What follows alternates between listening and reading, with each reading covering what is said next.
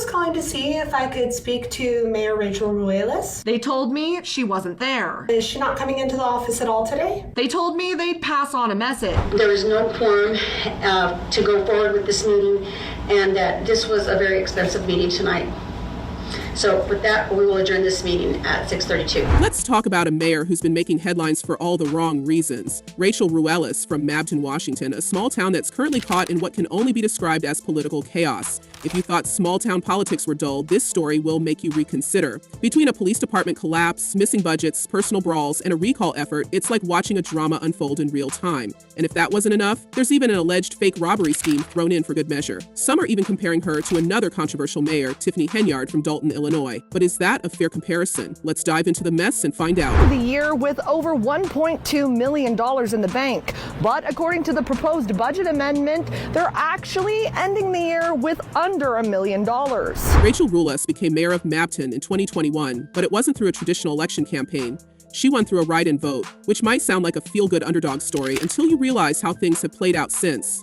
Before her time as mayor, Ruelas was known for her boutique business, planning weddings and events, and even hosting funerals. But running a small-town government is a whole different ballgame, and many residents now believe she might have been in over her head from day one.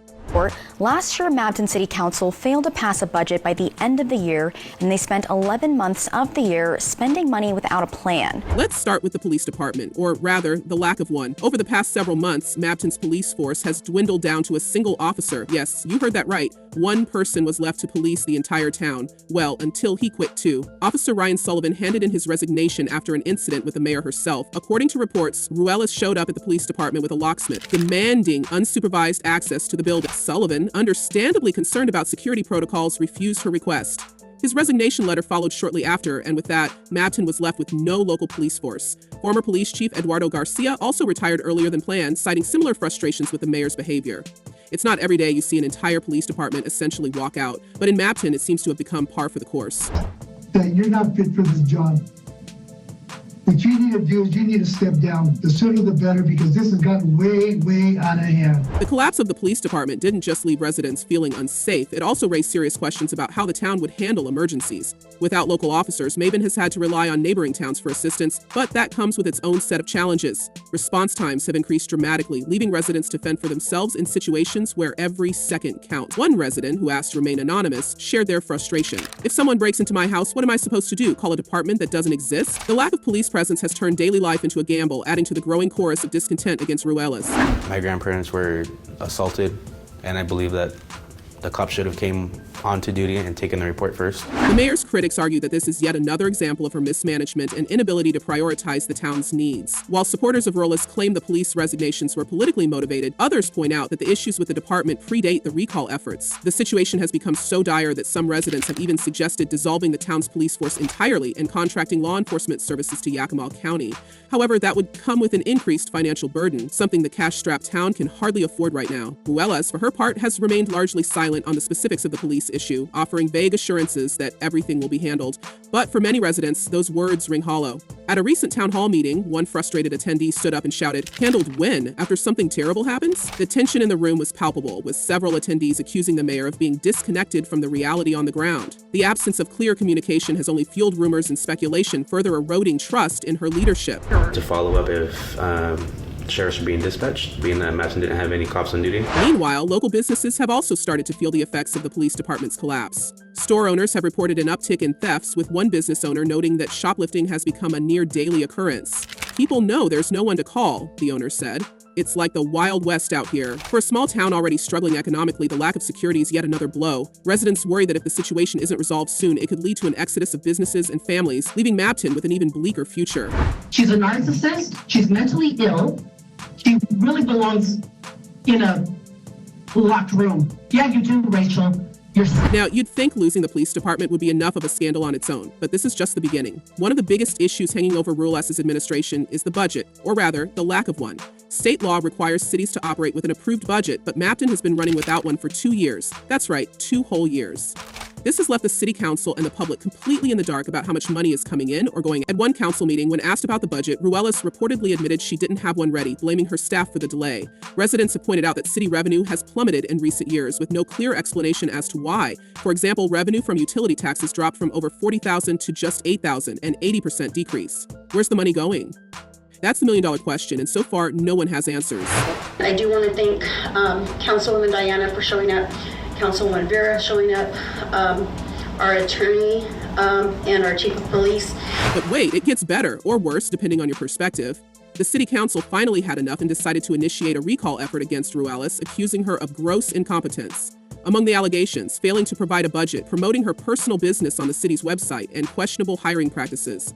One particularly shocking example involved a deputy city clerk, who was later arrested in connection with a fake robbery scheme. Police say the clerk claimed she was robbed of $22,000 worth of city funds, but the story didn't add up. Investigators eventually arrested the deputy clerk's boyfriend's brother as the alleged masked thief, but suspicions remain about the clerk's involvement. This incident only added fuel to the fire for those pushing to remove Ruelas from office.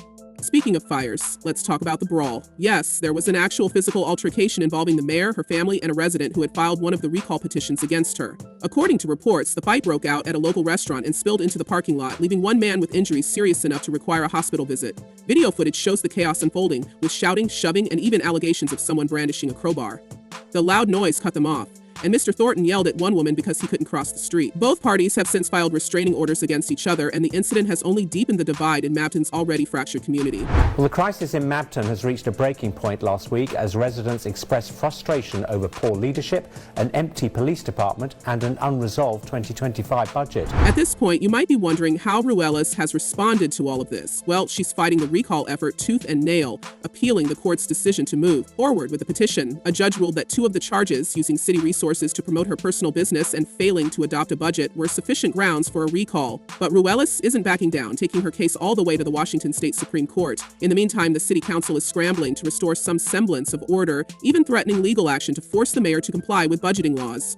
It's not just Mabton residents who are paying attention to this drama. Online, the story has sparked plenty of debate. Some commenters have drawn comparisons to Tiffany Henyard, the controversial mayor of Dolton, Illinois, who has faced her own share of scandals, including financial mismanagement and allegations of targeting political opponents. One fan wrote, "When are voters going to learn? Vote for the best candidate. That vote should never, ever be based on gender, race, or ethnicity." Another added, "Isn't this the kind of stuff the FBI is supposed to be working on?" Clearly, people are frustrated not just with Ruelas, but with what they see as a broader pattern of small-town corruption. The mayoral candidate being challenged, the saga surrounding embattled South Suburban politician Tiffany Henyard continues. And it's hard not to see the parallels. Like Ruelas, Henyard has been accused of using her position for personal gain and ignoring the needs of her community. Both have faced recall efforts and both have fought back fiercely, refusing to step down. But while Henyard's controversies have mostly revolved around financial issues and questionable governance, Ruelas' story has an added layer of chaos with the police department collapse and the physical altercation. It's almost like a reality show, except the stakes are very real for the people living in these towns. So where does Mabton go from here? The recall process is still unfolding, and it remains to be seen whether Ruelas will survive the legal and political challenges she's facing. In the meantime, the town is left without a police force, without a budget, and without much faith in its leadership.